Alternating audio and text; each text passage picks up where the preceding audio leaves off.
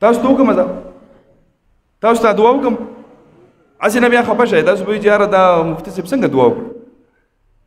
وکړم درته دعا ها واورئ هغه مولي صاحب دعا وکړه یا الله زما چې څومره تنخواه ده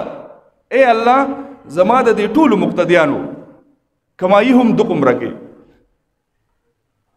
امین ونه ولې اے الله زما چې څومره تنخواه ده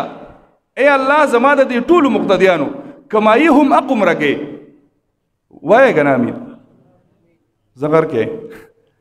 چې امین هم وایه غر کې ځکه چې 10,000 روپو ته کېناستی تاسو خو د ورځې 10,000 ګټئ